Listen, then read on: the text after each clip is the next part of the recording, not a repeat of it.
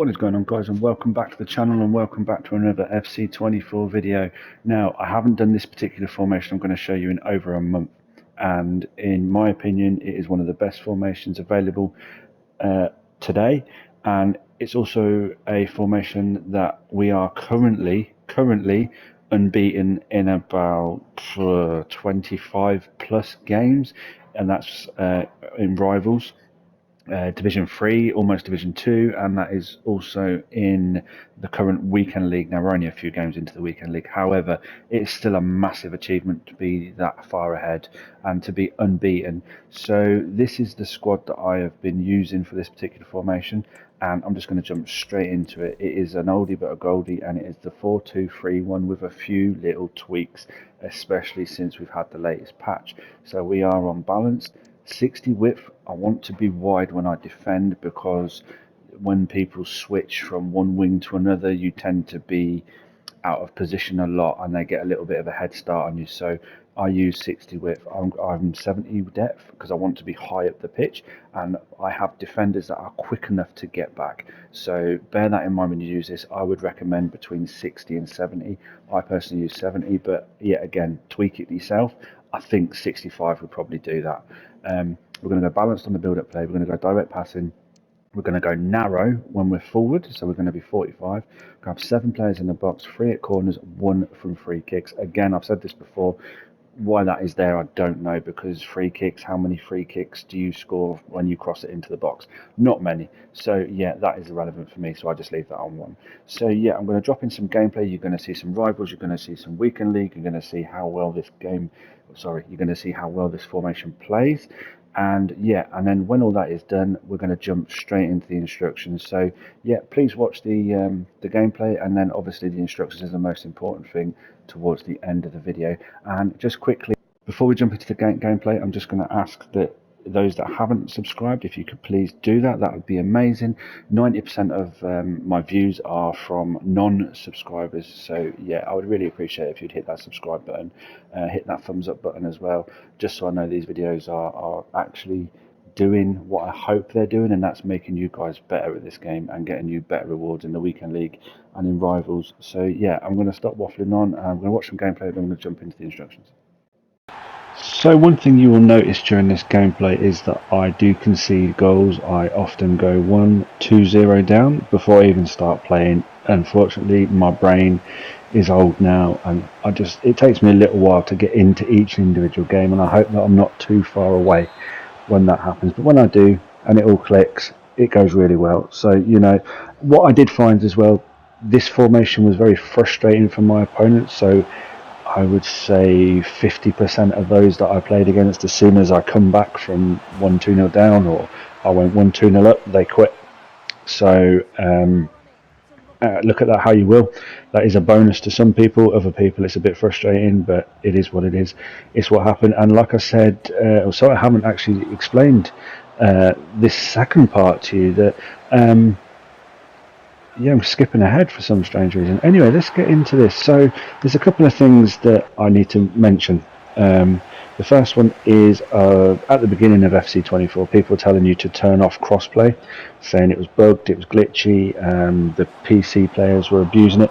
Yes, they were, but it has since been buffed, if you like. It has since been changed, and my son and I have been using the crossplay turned on for a little while now, and we have encountered no cheats or anything like that. If anything, we're getting a better gameplay, smoother gameplay, better connections, and of course that all important, getting those extra wins because you have more variety of player. Also, the speed boost right there from Roberto Carlos, you need to take advantage of that as well. So if you don't know how to do that, that is just like that's double sprint. You double tap the sprint button. It's also with the first touch as well. So when you use your first touch, which would be the right stick, incorporate that with the double sprint, you'll get away from your marker a lot easier as well. So that's something else to bear in mind. So yeah, crossplay, definitely turn that on, give that a try. I've found that I've had no issues with that for the last few weeks, so definitely turn that back on, see how you get on. Also, the Trivela shot seems to be broken again. I think they tried to nerf that during the finesse shots, However, you can see from my gameplay that my Trevella shots are just almost always going in from ridiculous angles and from ridiculous distances as well.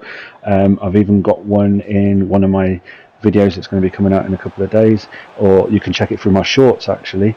I posted the other day where I've got Harry Maguire, the centre back. He hits a 25-yard Trevella. It's broken. His shooting is terrible. So yeah, the 4-2-3-1, it's back in it, and it's bigger and better than ever. It works really, really well. You can see I went rank 3 in the weekend league, so we went. Oh God, I can't remember. I should really write this stuff down. We went, I think, 32 games unbeaten through Rivals and Weekend League with this formation. It was crazy good, and we only lost once. But we stopped at rank 3, ran out of time. Again, the Trevella shot. I say no more. It's a beast. Use it. Absolutely use it. That Rivaldo, by the way, has the 5-star weak foot compared to his other one, which has a really poor weak foot. So anyway, that's getting off track. So yeah, the 4-2-3-1, definitely give that a go. Definitely use that.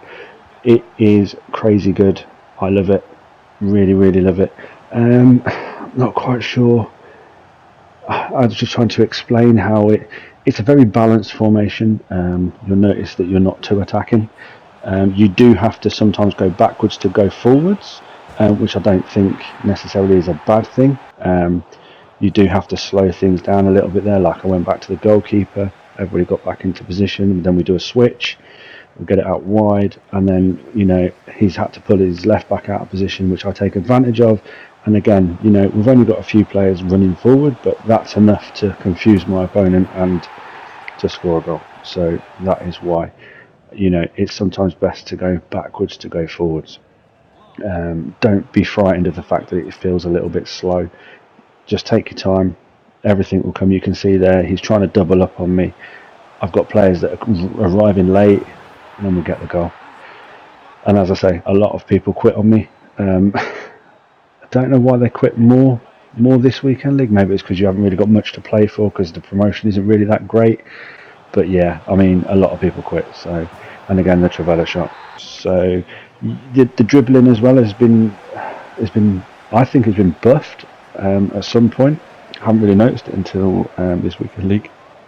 If you guys know how to dribble, you can use the R1 or the L1 button to do the close agile dribbling.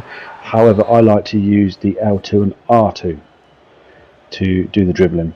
I feel that you can have more control in tight areas, especially with those players you have with the higher dribbling capabilities. So for me, it's players like Garincha, Eusebio.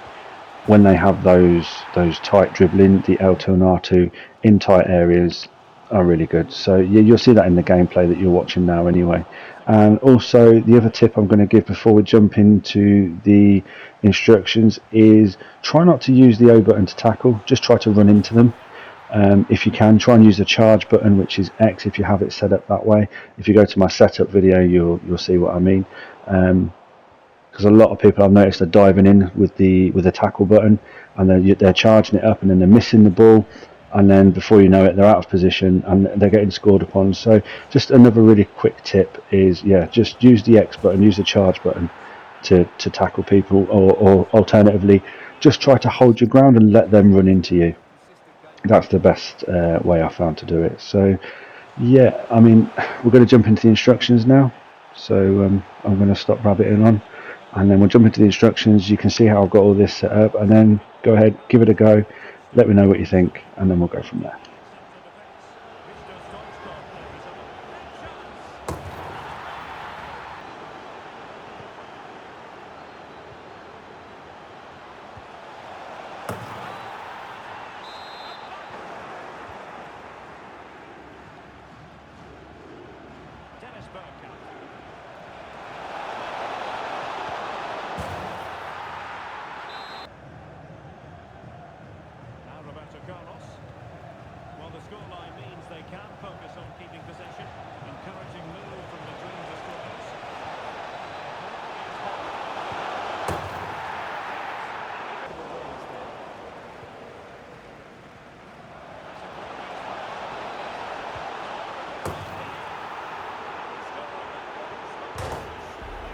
So the instructions on this one, we're going to have the goalkeeper come for crosses, sweeper keeper.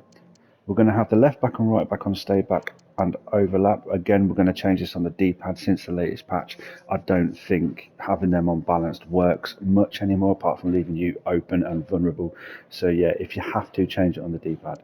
We're going to go for your defensive playmaker, your defensive midfielder, if you like, is going to be on stay back, cut passing lanes and cover centre. Your more offensive midfielder is going to be on cut passing lanes, balance, cover centre. This is the interesting part now. So we're going to have our cam on come back on defence and get in the box for crosses.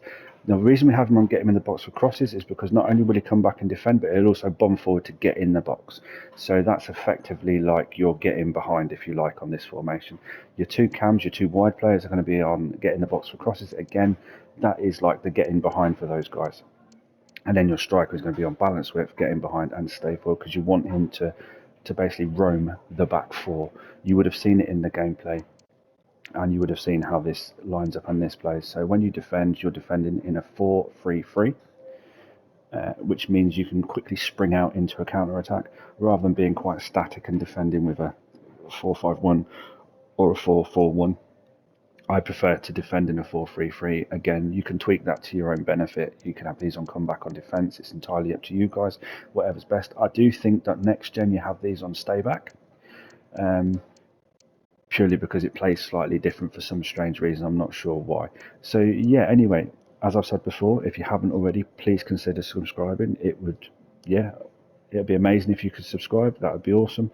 Hit that thumbs up button if you like what you see. And until the next time, I'll see you soon. So everybody, please take care.